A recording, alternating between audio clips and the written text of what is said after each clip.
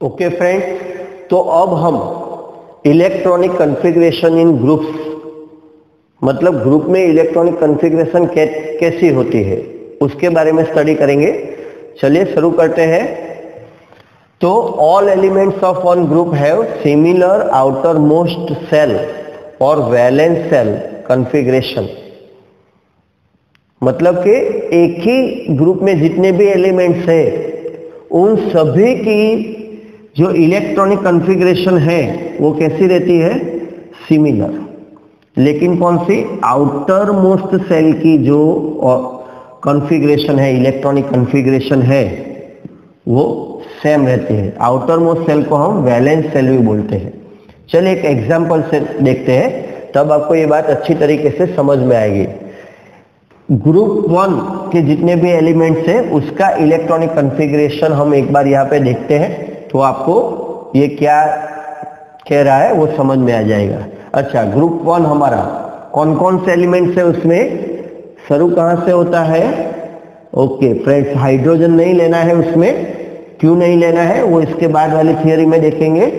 Group 1 शुरू होता है लिथियम से, लिथियम, बाद में sodium, potassium, rubidium, caesium and francium. Okay friends, lithium, sodium, potassium, rubidium, caesium और फ्रांसियम। ओके, हम उसके एटॉमिक नंबर भी देख लेते हैं। 3, 11, 19, 37, 55 एंड 87। अगर आपको फ्रेंड्स इसको फटाफट गिनना है, नहीं याद रहता है, तो देखिए 3 और 8 11, 11 और 8 19, 19 और 18 37, 37 और 18 उसमें ऐड करेंगे 55, और उसमें हम 32 ऐड करेंगे तो 87, जो अभी हमने देखा। इस तरीके से 8, 8, 18, 18, 32 1 बाय 1 ऐड करेंगे तो आपको नया एटॉमिक नंबर मिलता रहेगा। किसी भी ग्रुप में आप इसको ट्राई कर सकते हैं। ओके, चलिए अभी तो हम इलेक्ट्रॉन कॉन्फ़िगरेशन के बारे में देखते हैं। तो लिथियम का इलेक्ट्रॉनिक कॉन्फ़िगरेशन क्या है फ्रेंड्स? यहाँ पे हम शॉर्ट कॉन्फ़िगरेशन देखेंगे। Helium, okay, helium 2s1, yes correct, helium 2s1। Sodium का क्या होगा? हीलियम के बाद आएगा नियॉन 3s1। सही है। अब तो आपको इलेक्ट्रॉन कॉन्फ़िगरेशन एकदम फटाफट याद आना चाहिए। ओके, पोटेशियम का क्या था बोलिए, याद कीजिए। यस सही है, आर्गोन। इसका रहता है आर्गोन 4s1। अब आप बोलेंगे सर हमको तो यहां तक ही इलेक्ट्रॉन कॉन्फ़िगरेशन आता है। कोई बात नहीं, अगर इतना आता है तो ये भी आ जाएगा आपको। किस तरह से देखिए, हीलियम, नियॉन, आर्गोन। इसके बाद में क्या आता है, जो लास्ट वाला पीरियड है वो भी हमको बराबर याद रहना चाहिए। Helium, neon, argon, krypton, xenon, radon. फिर से एक बार, helium, neon, argon, krypton, xenon, radon. First वाला ग्रुप और लास्ट वाला ग्रुप ये आपको हमेशा याद रहने चाहिए, क्योंकि सबसे ज्यादा यही बार बार रिपीट होते हैं। ओके, तो आर्गोन के बाद में मैं क्या लिखूंगा यहाँ पे? Okay, krypton, Kr। तो इसके बाद में आएगा 2, 3, 4, तो अब क्या आएगा 5s1। अगर सीजियम का हम देखेंगे कि तो क्रिप्टॉन के बाद में आएगा ज़ेनॉन 6s1। फ्रेंड्स, अगर आपको यहां तक आता है तो आगे का खुद भी लिख सकते हैं इसके हिसाब से। ओके, फ्रांसियम, तो वहां आएगा रेडॉन 7s1। ओके, चलिए अभी इसमें आउटर मोस्ट सेल का कॉन्फ़िगरेशन के बारे में देखेंगे। तो यहाँ पे s1 है, 2, 3 ये सब बदलता है, लेकिन जो इसका इलेक्ट्रॉनिक कॉन्फ़िगरेशन बोलते हैं, मतलब s टाइप का एक ही ऑर्बिटल है और सब में एक एक इलेक्ट्रॉन है।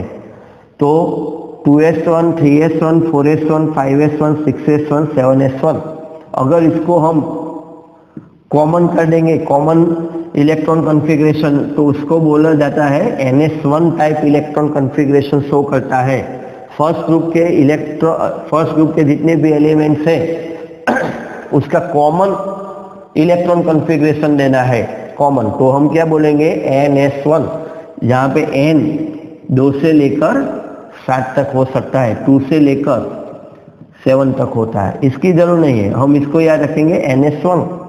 अच्छा चलिए, मैं इसके हिसाब से आपको एक बात पूछता हूं, अगर ये मगज में आपके बैठ गया होगा बराबर तो वो भी आप समझ जाएंगे। जो ग्रुप नंबर 2 है, ग्रुप नंबर 2, तो उसका कॉमन इलेक्ट्रॉन कॉन्फ़िगरेशन क्या होगा फ्रेंड्स? सोचिए थोड़ा। ग्रुप नंबर 2 यहां पे मैं ले लेता हूं, इसी तरह से उसका इलेक्ट्रॉन कॉन्फ़िगरेशन लिखता हूं, तो उसका कॉमन इलेक्ट्रॉन कॉन्फ़िगरेशन क्या होगा?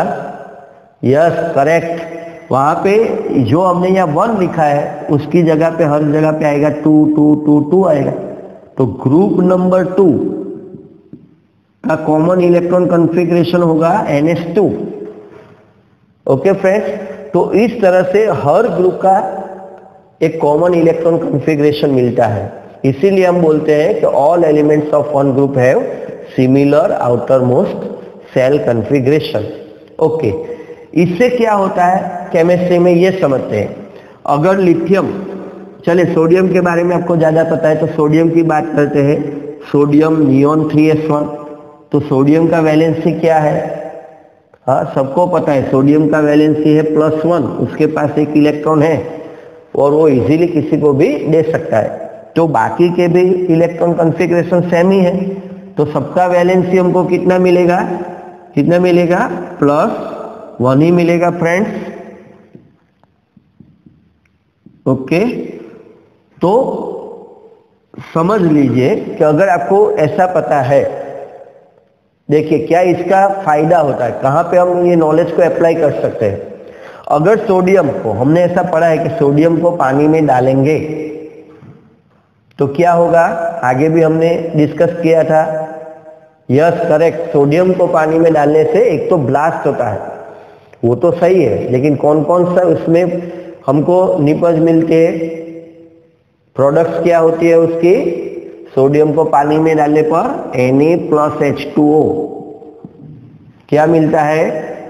ओके, NaOH+H2, याद आया? Na+H2O, NaOH+H2। तो ये मेरे को पता है कि यहाँ पे NaOH मिलता है। तो फ्रेंड्स ये सब की प्रोडक्ट क्या होगी वो भी हम प्रेडिक्ट कर सकते हैं, हम बोल सकते हैं। जैसे कि लिथियम को पानी में डालेंगे तो बनेगा LiOH, पोटेशियम को पानी में डालोगे तो बनेगा KOH। अभी बुक में रुबिडियम, सीजियम और फ्रांसियम के बारे में नहीं दिया है कि पानी में डालने से क्या होगा, लेकिन अगर एग्जाम में आया तो ये जो नॉलेज है उसके बेस पे आप बोल सकते हैं कि रुबिडियम को पानी में डालने पर आपको मिलेगा RbOH, सीसियम को डालने पर मिलेगा सीसियम हाइड्रोक्साइड और फ्रांसियम में आपको मिलेगा फ्रांसियम हाइड्रोक्साइड। तो ऐसे क्वेश्चन को हम आउट ऑफ सिलेबस क्वेश्चन पूछा गया है, बाहर से क्वेश्चन पूछा गया है, बुक में कहीं पे भी नहीं है, तो ऐसा नहीं होगा फ्रेंड्स। बुक में कोई एक या दो एलिमेंट्स की स्टडी आपको पूरी करवाई जाएगी और बाकी के जो एलिमेंट्स है उसको हमको खुद से समझ लेना है कि अगर ये दो का ऐसा होता है तो बाकी का क्या होगा। तो ग्रुप्स में अगर किसी एक की भी हमको इलेक्ट्रॉनिक कॉन्फ़िगरेशन बराबर आती है तो हम बाकी के एलिमेंट्स के इलेक्ट्रॉन कॉन्फ़िगरेशन के बारे में भी बता सकते हैं, क्योंकि वो सिमिलर होते हैं, उसके हिसाब से उसकी वैलेंसी और वो कौन कौन से प्रोडक्ट किसके साथ बनाएगा वो सब भी हम बोल सकते हैं। Okay friends, Vande Mataram friends, कैसे हैं आप? बढ़िया। ओके चलिए, तो आज का हमारा टॉपिक शुरू करते हैं, electron configuration and periodic table. Friends, हमने लास्ट में इलेक्ट्रॉन कॉन्फ़िगरेशन को स्टडी किया था, आउबाउ रूल्स, पाउली रूल्स, हून रूल्स, और उसके मुताबिक 1 to 20 एलिमेंट तक कैसे इलेक्ट्रॉन फील किए जाते हैं डिफरेंट ऑर्बिटल्स में, वो भी हमने सीखा था। तो आज उसका जो नॉलेज है वो हमको यहाँ पे अप्लाई करना है और देखना है कि पीरियड्स के साथ इलेक्ट्रॉन कॉन्फ़िगरेशन का रिश्ता क्या है। ओके, तो चलिए शुरू करते हैं। तो सबसे पहले हम लेते हैं इलेक्ट्रॉनिक कॉन्फ़िगरेशन इन पीरियड्स, मतलब आवर्त में इलेक्ट्रॉन विन्यास किस तरह से होता है और वो हमको क्या दिखाता है, क्या समझाता है, वो देखेंगे। तो सबसे पहले फ्रेंड्स, पीरियड नंबर जो होते हैं वो क्या शो करते हैं, क्या दिखाते हैं। मतलब कि पीरियड नंबर 1 है तो वो क्या इंडिकेट करता है, पीरियड नंबर 5 है तो वो क्या इंडिकेट करता है। तो period number shows value of n for outer most और वैलेंस सेल। अगर मैंने ऐसा बोल दिया कि भाई पीरियड नंबर 2 है, तो इसका मतलब होता है कि उसमें, उस पीरियड में जो एलिमेंट है उसमें इलेक्ट्रॉन का आउटर मोस्ट सेल, मतलब कि ऑर्बिट सेकंड नंबर वाला है, मतलब कि दूसरे ऑर्बिट में इलेक्ट्रॉन एंटर हो रहे हैं, उसको हम वैलेंस सेल भी बोलते हैं। मतलब कि उसका वैलेंस सेल नंबर क्या होगा, 2। अगर कोई बोलता है कि पीरियड नंबर 5 का एलिमेंट है, तो हम उससे ये बता सकते हैं कि उसकी 5th ऑर्बिट में इलेक्ट्रॉन एंटर हो रहे होंगे या 5th ऑर्बिट में इलेक्ट्रॉन है, उसको हम बोलते हैं आउटर मोस्ट और वैलेंस सेल। ओके, इसी को हम प्रिंसिपल क्वांटम नंबर भी बोलते हैं, जिसका हम ज्यादा पढ़ाई एटॉमिक स्ट्रक्चर जो हमारा चैप्टर होगा उसमें करेंगे।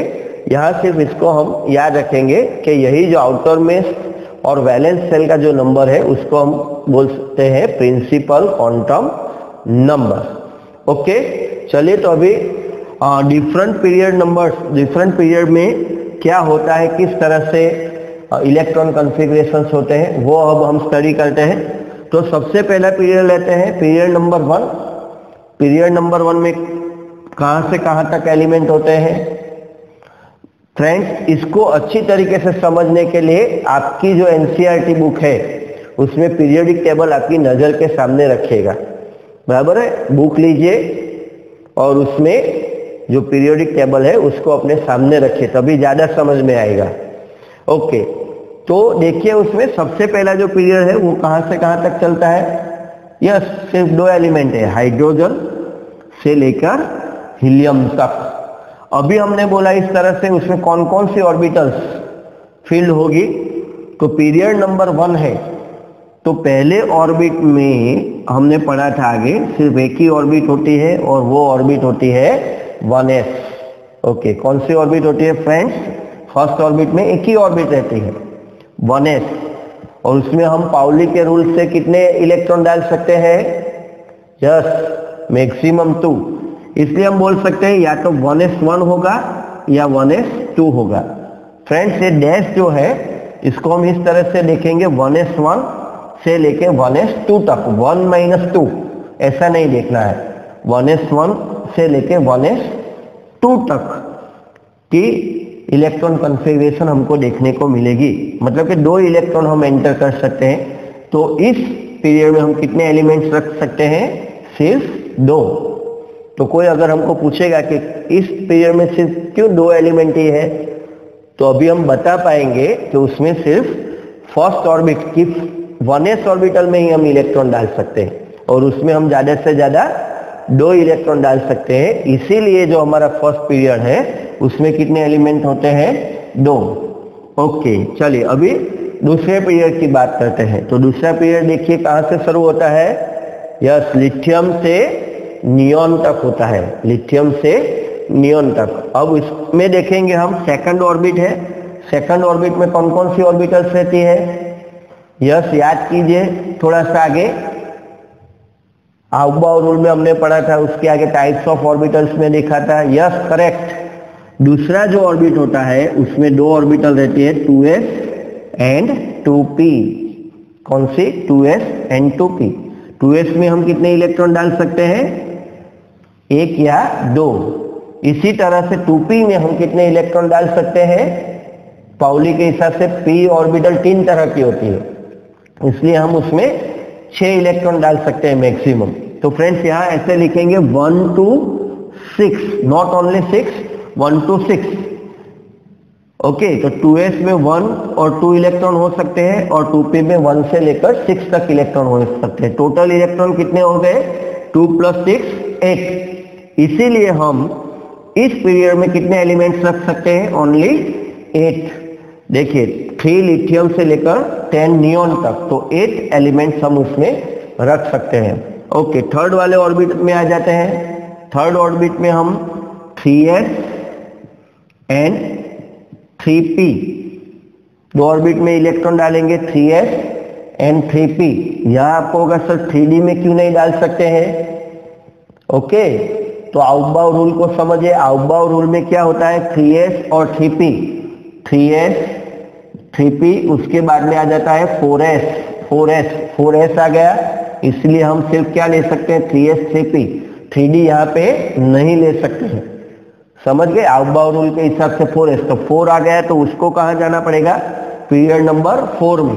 तो 4s के बाद 3d आता है, इसीलिए हम यहाँ पे 3d नहीं लिख सकते हैं। ओके, चलिए s में कितने इलेक्ट्रॉन जाएंगे? 1 से लेके 2 तक, और 3p में कितने जा सकते हैं? 1 से लेकर 6 तक। तो अगेन यहाँ हम कितने एलिमेंट्स रख सकते हैं? 8 एलिमेंट्स। देखिए 11 सोडियम से लेकर 18 आर्गन तक कितने एलिमेंट्स होते हैं? 8 एलिमेंट। तो अब हम ये समझ पा रहे हैं कि क्यों पीरियोडिक टेबल ऐसा है, क्यों इसमें यहाँ बीच में गैप है, क्यों हम यहाँ एलिमेंट्स नहीं रख सकते हैं, क्योंकि उसका कनेक्शन सीधा किसके साथ है? इलेक्ट्रॉन कॉन्फ़िगरेशन के साथ है। उसी हिसाब से हम उसमें जो एलिमेंट्स है वो रख सकते हैं। अभी हम फोर्थ पीरियड में आ जाते हैं। तो फोर्थ पीरियड, फोर्थ ऑर्बिटल, वहां कौन कौन सी ऑर्बिट फिल होगी? यस, आउटबाउ रूल के साथ इसका कनेक्शन है फ्रेंड्स। तो 4s, उसके बाद में हम जाएंगे 3d, और उसके बाद में जाएंगे 4p। एक बार फिर से थोड़ा आउटबाउ रूल याद कर लेते हैं। 4s 3d, उसके बाद आता है 4p, उसके बाद आ जाता है अगेन 5s। तो 5s आ गया तो हमको आगे नहीं बढ़ना है, क्योंकि वो तो हम यहाँ पे आ जाएंगे। ओके, तो 4s 3d and 4p, 3 orbitals में हम इलेक्ट्रॉन डाल सकते हैं। अगर आपको ये बात समझ में नहीं आई है, नहीं आते हैं, तो फिर से आप इलेक्ट्रॉन कॉन्फ़िगरेशन को एक बार रिफर कीजिए, उस वीडियो को फिर से देखिए, तब आप ज़्यादा अच्छी तरीके से समझ पाएंगे। ओके, 4s में हम 2 इलेक्ट्रॉन डाल सकते हैं।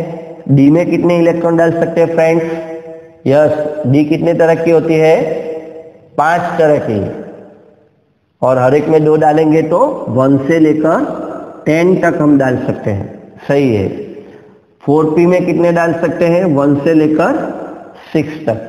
तो कितने हो गए टोटल? 2 10 6, 10 + 2 12 + 6, कितने एलिमेंट्स हम रख सकते हैं? 18। देखिए यहाँ पे कितने हैं? 19 पोटेशियम से लेके 36 क्रिप्टॉन। कितने हुए? 36 - 18 करना पड़ेगा, क्योंकि 19 से शुरू होता है, तो 18 एलिमेंट्स हम रख सकते हैं।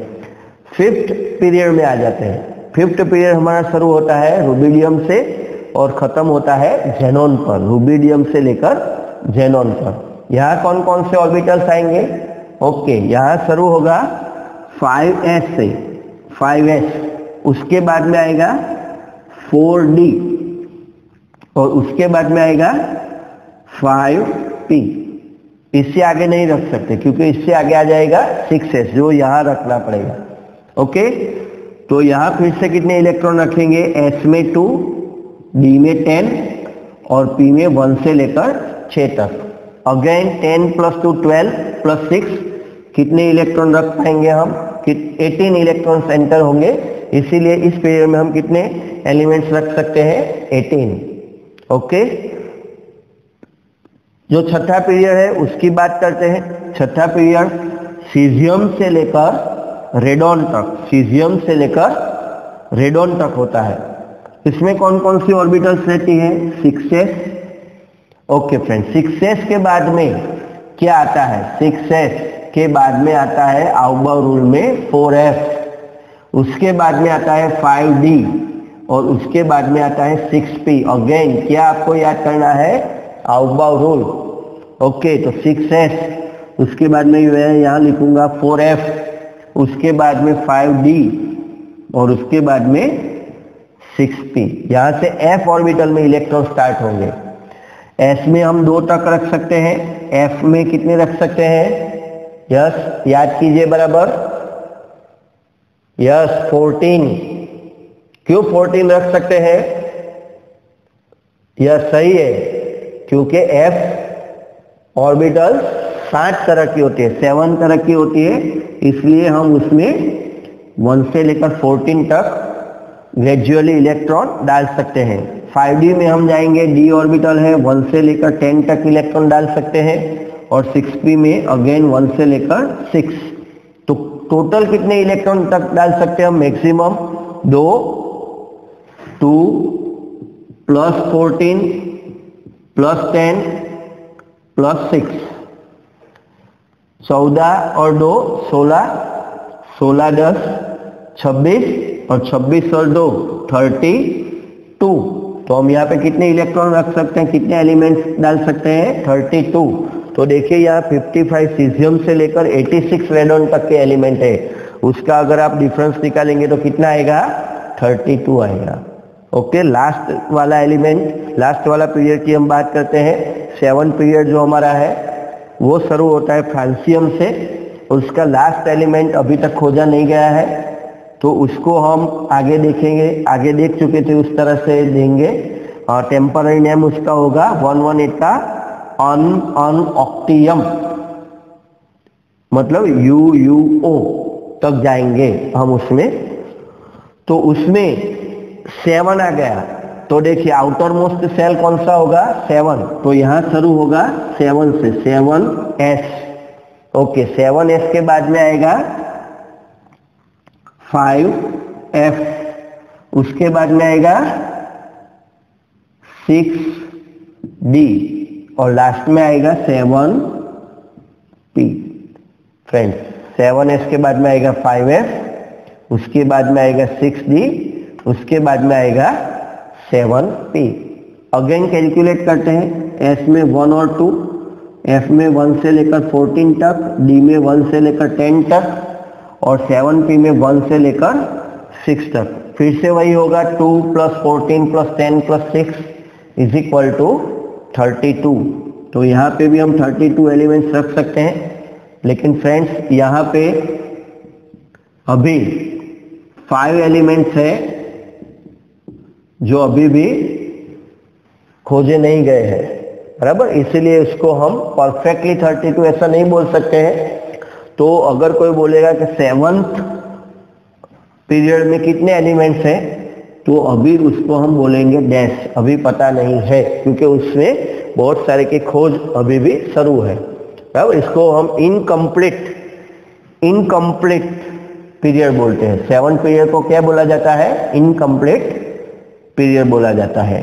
ओके, तो हमने यहाँ देखा कि क्यों हमारे जो पीरियोडिक टेबल है उसमें फर्स्ट में 2 एलिमेंट है, सेकंड और थर्ड में 8 एलिमेंट है, फोर्थ फिफ्थ में 18 है, और सिक्स्थ में 32 है। क्यों है? ये नंबर्स किसके साथ जुड़े हुए हैं? ये सारे नंबर्स फ्रेंड्स इलेक्ट्रॉन कॉन्फ़िगरेशन के हिसाब से जुड़े हुए हैं। यहाँ जो एलिमेंट्स रखे गए हैं वो उनकी इलेक्ट्रॉनिक कॉन्फ़िगरेशन को ध्यान में रखकर रखे गए हैं। ओके फ्रेंड्स, एक और बात याद रखेगा, ये जो 2, 8, 8, 18, 18 और 32 है, बराबर, उसको केमिस्ट्री में मैजिकल नंबर्स बोला जाता है। कोई पूछेगा कि मैजिकल नंबर क्या है केमिस्ट्री में, तो उसको बोलते हैं 2, 8, 8, 18, 18, 32। अगर ये हमको समझ में आ गया तो पीरियोडिक टेबल हम बहुत ही अच्छी तरीके से समझ पाएंगे। ओके, चलिए अभी इसमें 2 और बातें हम थोड़ा पता कर लेते हैं। वो है ट्रांजिशन सीरीज और इनर ट्रांजिशन सीरीज। तो ट्रांजिशन सीरीज क्या है और कहां पर होती है? तो ट्रांजिशन सीरीज किसको बोलते हैं? Having electron in D orbitals. जहां पे डी ऑर्बिटल्स में इलेक्ट्रॉन जाते हैं, जिस जगह पे, उस एलिमेंट्स को हम ट्रांजिशन सीरीज के एलिमेंट्स बोलते हैं। तो यहाँ पे देखिए कहां से डी सीरीज, डी में इलेक्ट्रॉन फिल होना शुरू होते हैं? फर्स्ट, सेकंड और थर्ड वाला। यहाँ जो है 1, 2 और 3, यहाँ पे तो d ऑर्बिटल नहीं है, d ऑर्बिटल स्टार्ट होता है 4th से शुरू होता है, 5th में भी है, बाद में हर एक पीरियड में आएगा। तो जब 3D 4D 5D और 6D में इलेक्ट्रॉन जाते हैं तो उसके जो 10 एलिमेंट्स का सीरीज बनता है उसको हम बोलते हैं ट्रांजिशन सीरीज। तो ट्रांजिशन सीरीज कौन कौन से पीरियड में है? 3rd से शुरू करके 7th पीरियड तक आता है। और हर एक में कितने एलिमेंट्स रहते हैं? 10 एलिमेंट्स हम डालते हैं, बराबर। 10 एलिमेंट्स हम रख सकते हैं। ओके, इसी तरह से दूसरा एक होता है इनर। फ्रेंड्स, यहाँ पे जो 2 सीरीज है वो बहुत ही फेमस है, वो है, एक है लैंथेनाइट सीरीज और दूसरा है एक्टिनाइट सीरीज। फिर से, एक है लैंथेनाइट सीरीज और दूसरा है एक्टिनाइट सीरीज। बहुत ही ज्यादातर ये प्रश्न शॉर्ट क्वेश्चन में आपको देखने को मिलेगा कि लैंथेनाइट सीरीज कहाँ पे है और एक्टिनाइट सीरीज कहाँ पे है।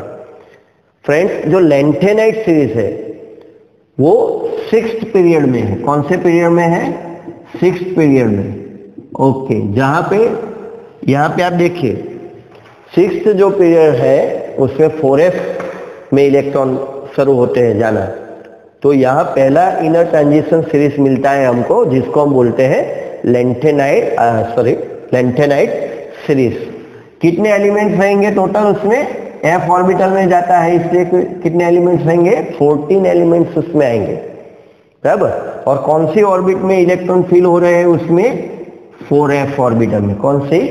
4f। सभी कुछ पूछा जाता है। लैंथेनाइट सीरीज में कौन सी ऑर्बिटल में इलेक्ट्रॉन होते हैं? तो 4f ऑर्बिटल में। कुल कितने इलेक्ट्रॉन होते हैं? 14 इलेक्ट्रॉन। इसीलिए कितने एलिमेंट्स हम रख सकते हैं उसमें? 4f में 14 इलेक्ट्रॉन के लिए। इस सीरीज में कितने एलिमेंट्स है? 14 एलिमेंट्स है, बराबर। 6th पीरियड में है। इसी तरह से दूसरी जो हमारी सीरीज है वो है एक्टिनाइट सीरीज। एक्टिनाइट सीरीज कहाँ पे रहती है? 7th पीरियड में। ओके, उसमें भी कितने एलिमेंट्स होते हैं? 14 एलिमेंट्स। क्यों 14 एलिमेंट्स होते हैं? क्योंकि वहां पे 5f में इलेक्ट्रॉन होते हैं, 5f ये, और f में हम 14 इलेक्ट्रॉन डाल सकते हैं। ओके फ्रेंड्स, अभी इसका एक कंफ्यूजन है जिसको मैं क्लियर कर रहा हूं। क्यों ये क्वेश्चन बार बार आता है? तो अगर हमारा जो पीरियोडिक टेबल है हम उसको देखेंगे, थोड़ा मैं यहाँ पे छोटा ग्राफ जैसा बनाता हूं जिससे आपको समझ में आए। तो आप देखते होंगे यहाँ पे नीचे 2 सीरीज दी गई है हमको, बराबर। ये 2, ये जो पहले वाली सीरीज है फ्रेंड्स, ये उसको बोलते हैं लैंथेनाइड। याद रखिएगा, इसको बोलते हैं लैंथेनाइट सीरीज और इसको बोलते हैं एक्टिनाइट सीरीज। तो ये सीरीज एक्चुअल में कहां पे है? तो ज्यादातर बच्चे जिनको इसके बारे में नहीं पता है वो बोल देते हैं कि पीरियोडिक टेबल के नीचे है, बिल्कुल नीचे 2 सीरीज है। ऐसा नहीं, ऐसा जवाब आपको नहीं देना है। ये जो लैंथेनाइड है एक्चुअली में आप अपने पीरियोडिक टेबल में देखिए, पेज में देखिए, यहाँ पे बराबर से देखिएगा। ये मैं 6th पीरियड की बात कर रहा हूं और ये 7th पीरियड की। तो यहाँ गैप होगा, खाली होगा, यहाँ पे भी गैप मिले, तो यहाँ पे ये लैंथेनाइट सीरीज होता है।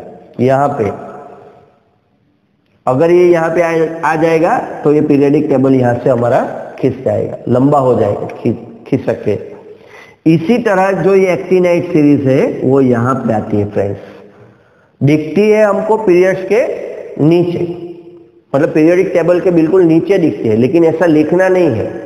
उसका परफेक्ट लोकेशन क्या है? लैंथेनाइट सीरीज है 6th पीरियड में और एक्टिनाइट सीरीज है 7th पीरियड में। ओके फ्रेंड्स, तो यहाँ हमने पीरियड में इलेक्ट्रॉनिक कॉन्फ़िगरेशन कैसी रहती है और किस हिसाब से पीरियड उस हिसाब से डिजाइन होते हैं वो हमने देखा। फ्रेंड्स, अभी जो हमने टॉपिक लिया वो आपको बराबर समझ में आ ही गया होगा। तो अभी बारी है होमवर्क की। होमवर्क तो करना ही पड़ता है फ्रेंड्स, ऐसा नहीं है कि ज़बरदस्ती करना है।